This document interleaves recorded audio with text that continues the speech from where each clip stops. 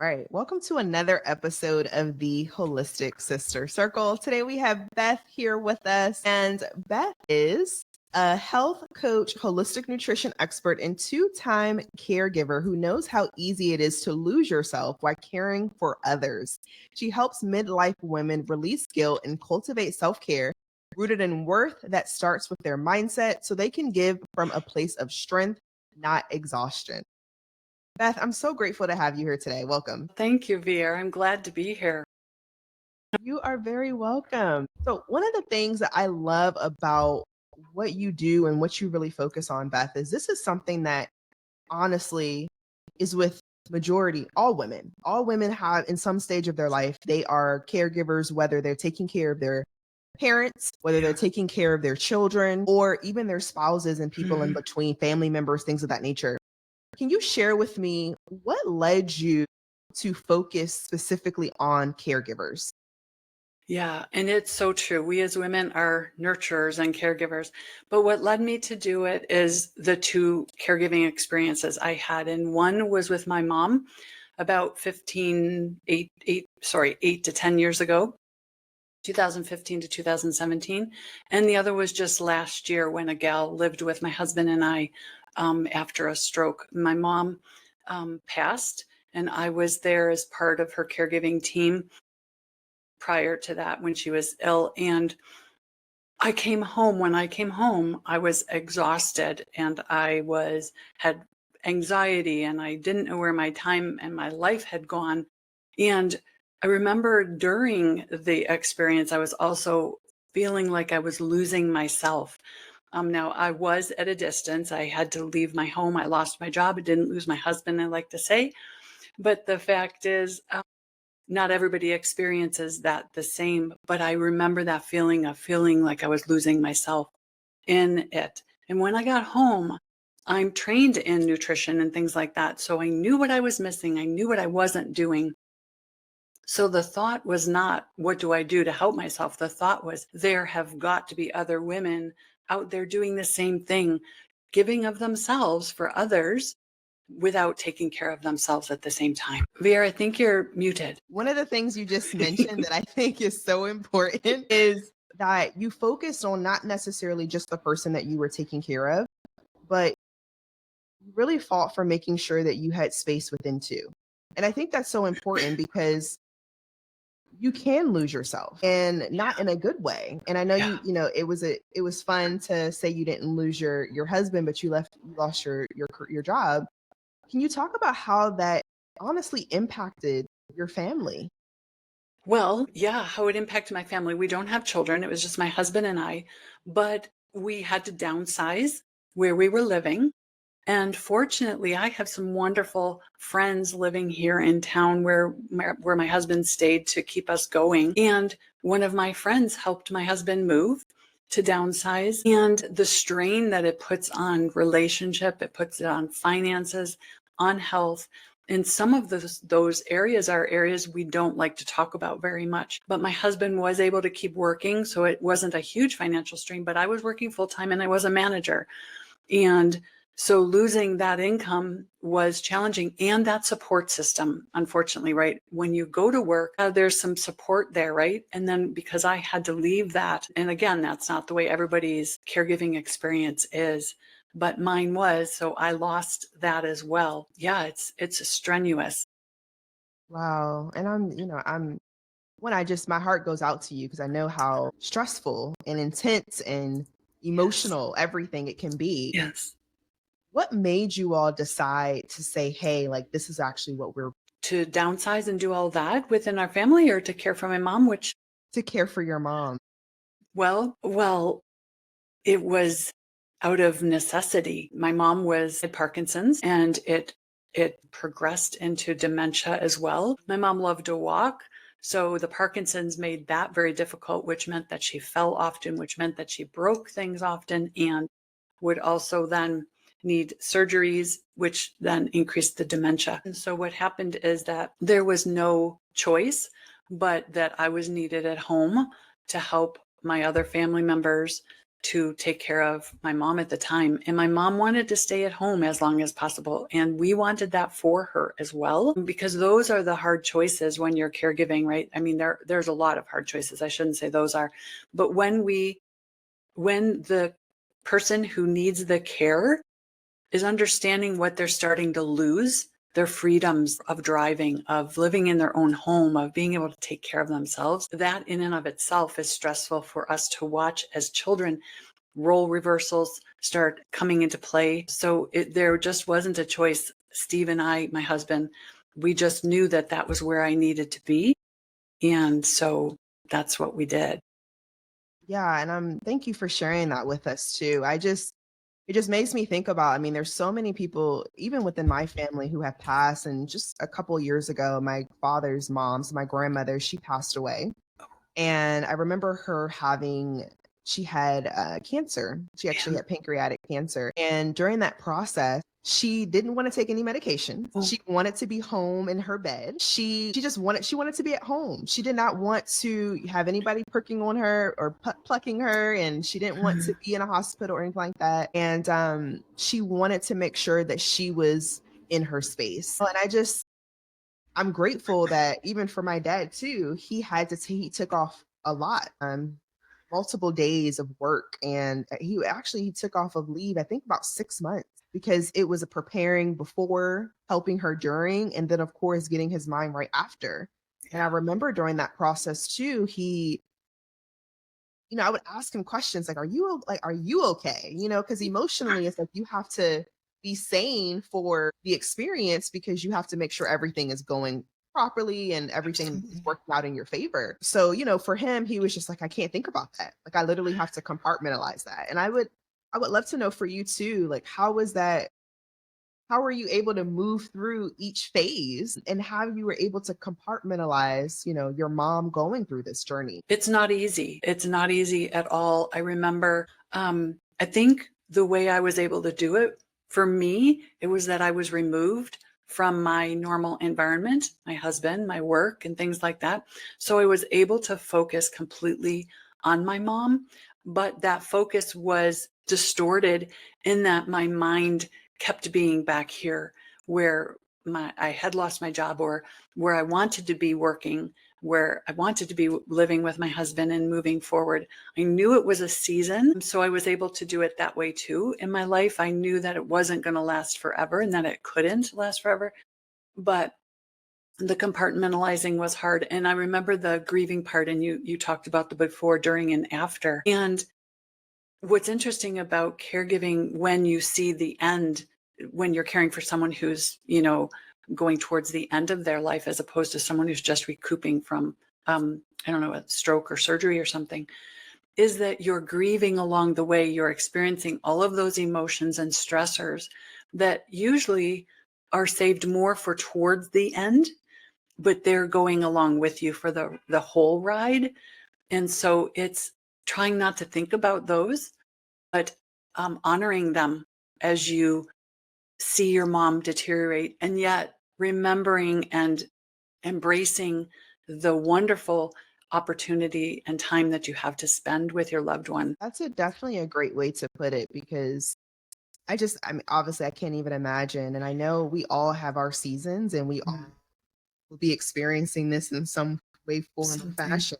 What would you say to someone who, I would like us to talk about this from two different perspectives. The first way is, what would you say to someone who is caregiving for someone because they may have a mental illness, or because maybe they've had a stroke, or maybe they've had surgery, something like that, where they truly want to be there for that person, but they may not necessarily have a community for themselves that they can be a part of? Okay, well, that's kind of what our situation was like last year. Our friend had a stroke and she needed a place to come after the hospital care was over. She still needed therapies, and we provided some of that, not specialized therapies, but just the communication with her, and then meals and laundry, all of her everyday needs we were able to provide for her. And we didn't seek out a community. But I'd say that you've got to somehow figure out how to care for yourself, figure out where your ability to take care of yourself starts, and where you can let go of something for them, or find the time. Like I took the gal to doctor's appointments. So whenever I was in the waiting room at the doctor's appointments, I did some work. So you need to find those little pieces of opportunity and time to take care of yourself, whatever that looks like. I don't know if that's exactly what you meant, but Yeah, it is. What are some different things that you would share with someone of ways that they could take care of themselves? Because most of the time they're not really thinking about themselves enough to really focus on what they should be doing outside. absolutely. Absolutely. And that's one of the things that really changed for me, because I am a nutrition expert. So I came home thinking I'm just going to get everybody eating smoothies and salads and things. And caregivers aren't in, in that mindset. I had to really realize that I had to meet them where they're at, which is helping them get their mind around taking some time for themselves. So a little self-care, I mean, we think of self-care as a spa day or a manicure, and that's not at all what we're talking about. We're talking about being able to get out of bed in the morning, to keep going. We're talking about taking a 5-minute walk instead of a nap. I talk a lot about energy busters versus energy boosters. And believe it or not, naps are necessary, but sometimes they can actually bust our energy, where walking or sometimes getting outside is going to boost and promote your energy more. Drinking, staying hydrated, just little things like that. Figuring out the schedule you need to keep, whether the person's living with you or not. But if they're living with you, figuring out what their schedule looks like and how yours can look a little different, so that where you can fit in some self-care time. Doing something online, texting a friend, calling a friend, all of that is self-care, and it is developing some of that community that we miss. We isolate when we're caregivers, so it's important to stay connected. But it's those little things that you're right, that we forget. But it's a walk, it's staying hydrated, it's calling a friend, it's reading a book, picking up your favorite book, journaling, whatever those little things are that you are putting off or you've stopped doing in order to care for yourself, your loved one. Pick a couple of those up in small ways. Right. No, that this is super helpful. And now I do want to transition to the opposite side, right? So if someone's on the end of their life, what does it look like? And you can share your experience too with this, but in that preparation phase, are there anything that you would recommend that people who may be taking care of their parents, for example, should just make note of prior to going through it? Because I know for me, and I remember my dad, one of the biggest things my grandmother talked about was making sure that everyone had their life insurance policies. Like she had insurance policies on her kids and her grandchildren. She really wanted to make sure that my dad was essentially the custodial over everything, the house in his name, like all these little things because she knew that she was getting ready to go and she wanted to make sure that everyone was prepared for this change as well. Right. Right. And that's not my specialty, but certainly I do know that all of those legal things and banking, making sure there's a power of attorney, making sure that all of those things that you need to have, so that person has the care and that you can make those decisions for them and along with them, is very important. But one thing I would say, and I've got to say this because it really hit home for me, is that we need to allow our loved ones to be where they are. Dementia, Parkinson's, even Alzheimer's, all of those mental struggles and issues that are out there. When we fight that sometimes, I mean, it can be very angering. We go through the emotions as a caregiver, as a child, whether you're that caregiver or not. We go through all of the grieving emotions, and anger is one of them, and denial and all of those. But anger is very prevalent when you're working with a person with dementia and Alzheimer's, because the fact is they're on such a different wavelength. And sometimes where that is, and sometimes you can get it, and sometimes you don't. So the thing that I learned the most from that, my mom had the dementia, not the Alzheimer's, but is to meet her where she is. Let her be where she is. Let her talk about her childhood, her mom that's no longer alive, meet her there instead of saying, no, mom, that's not true. or whatever. So as you go through it, I think that's another thing, is you've got to give yourself grace as you move through the process to make mistakes. Nobody's perfect at it, and nobody will be perfect at it. Give grace to yourself for how you handle things, because you will get angry. You will get upset and not know how to handle something. And allow yourself to give grace to that person that you're caring for. You might just have to say one time, you know what? I don't know what you're talking about, Mom. It's so fun that you're reliving some memories, but maybe let's talk about something else. Sometimes you can change the subject, but it's that graciousness and that compassion that is helpful as you go through the process. And what would you say are some things that just practical wisdom that you could share with the audience, all the ladies listening, if they were going through this, maybe they are right now, or again, we all know that we will have a time where we would need to go through it. Yeah. What would be some practical advice that you can give us just to make sure that we are really focusing on one foot in front of the other and taking our time with it? I would say that just make sure you give yourself, give yourself the grace, give yourself the time to enjoy each step of the way.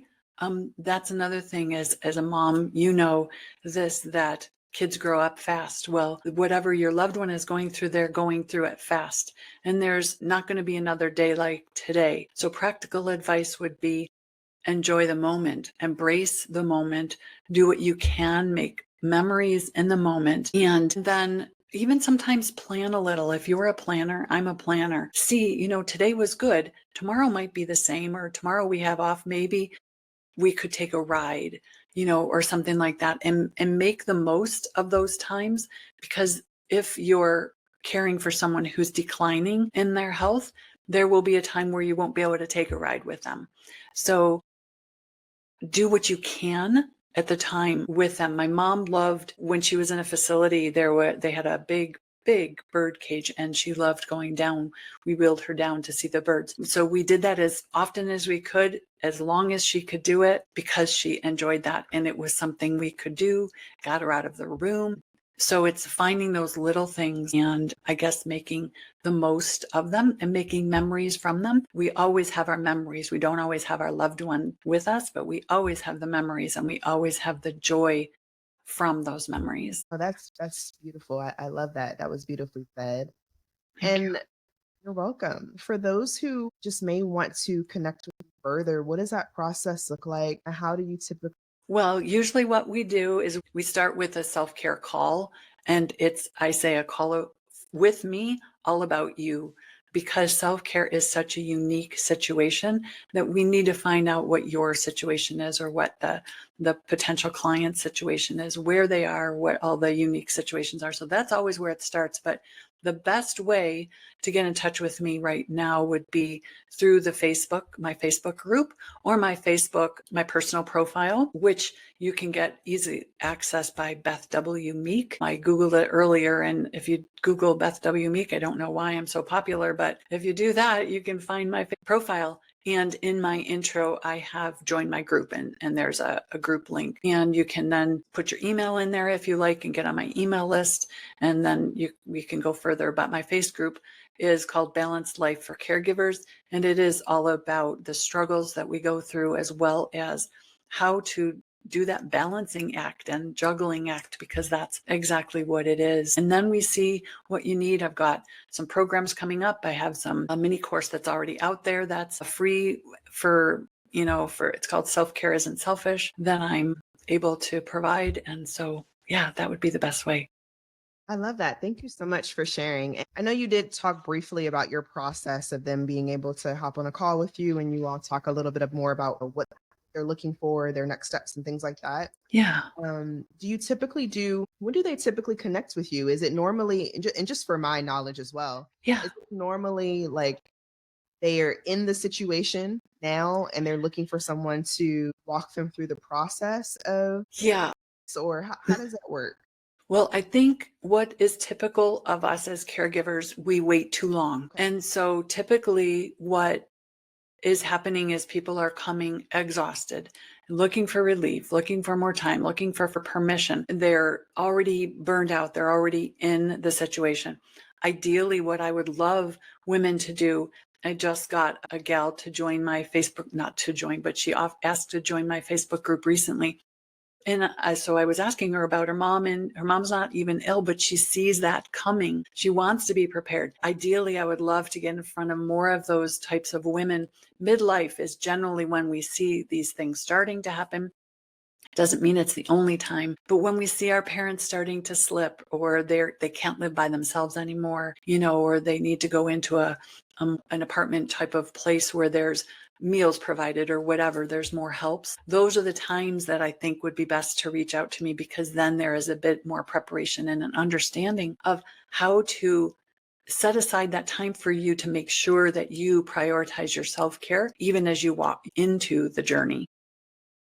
Right. No, this is super helpful because like I said, this is definitely something that you're all going through in one place or another, and eventually, right? So I think it's great that we at least are prepared for it and that we can connect with you to do so. Yeah, that would be awesome. Yeah. We just get together and chat, or in my Facebook group, and we talk about what stage you're at and what's useful at that time, or what your struggle is at that time unique. That's why it's all unique. No, that's great. Well, Beth, thank you so much for your time. This has been amazing, and we're so grateful that you were able to bless us with your presence. Thanks, Vera. I was glad to be here, and thank you everybody for listening.